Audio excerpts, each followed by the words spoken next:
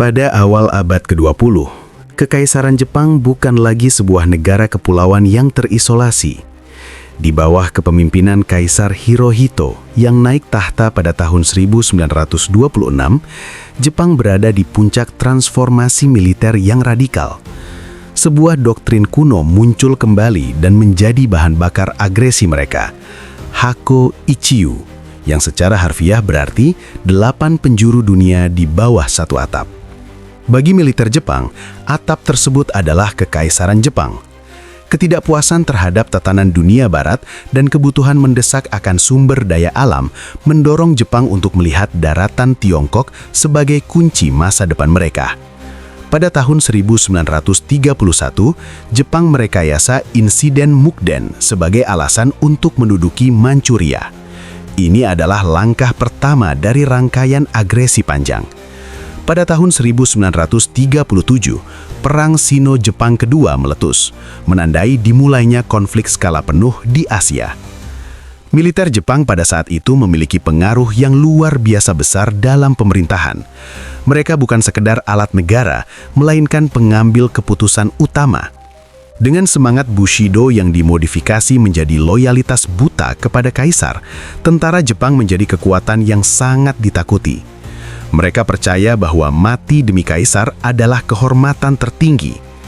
Di mata dunia, Jepang telah berubah menjadi mesin perang yang haus akan ekspansi, memandang diri mereka sebagai pembebas Asia dari kolonialisme barat, namun pada kenyataannya, mereka tengah membangun imperium kolonial baru yang jauh lebih brutal.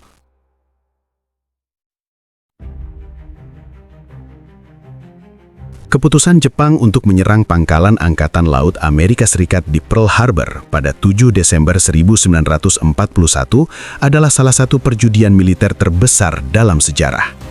Tujuannya jelas, melumpuhkan armada Pasifik Amerika Serikat sehingga Jepang memiliki kebebasan untuk menguasai Asia Tenggara yang kaya akan minyak, karet, dan timah. Serangan ini membawa Kekaisaran Jepang ke dalam konflik global melawan kekuatan industri terbesar di dunia. Dalam waktu singkat setelah Pearl Harbor, Kekaisaran Jepang menyapu bersih Asia Tenggara seolah tanpa hambatan. Hong Kong, Filipina, Malaya, Singapura, hingga Hindia Belanda jatuh ke tangan mereka.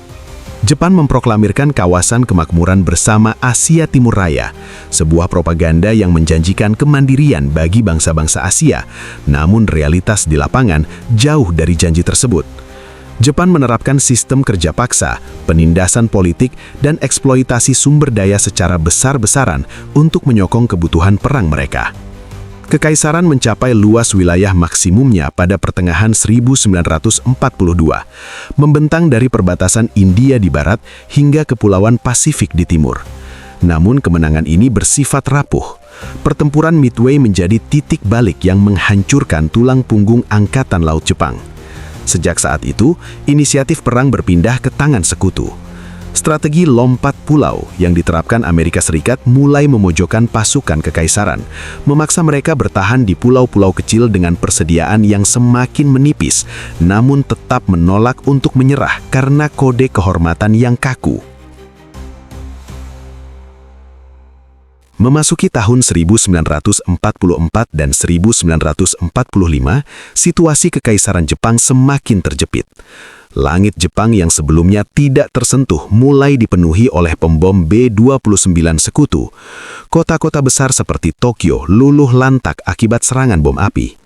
Dalam keputusasaan untuk menghentikan armada sekutu yang semakin mendekati pulau utama, Jepang meluncurkan unit Tokotai, atau yang lebih dikenal sebagai kamikaze. Pilot-pilot muda menabrakkan pesawat mereka ke kapal-kapal perang sekutu dalam aksi bunuh yang mengerikan, sebuah bukti betapa fanatiknya kesetiaan terhadap kekaisaran saat itu. Puncaknya terjadi pada Agustus 1945. Amerika Serikat menjatuhkan bom atom di Hiroshima dan Nagasaki, sementara Uni Soviet menyatakan perang dan menyerbu Manchuria. Di dalam istana, terjadi perdebatan sengit antara faksi militer yang ingin berperang hingga rakyat terakhir dan faksi sipil yang menginginkan perdamaian. Kaisar Hirohito akhirnya mengambil langkah yang tidak pernah dilakukan sebelumnya. Ia turun tangan secara langsung dalam keputusan politik untuk mengakhiri perang.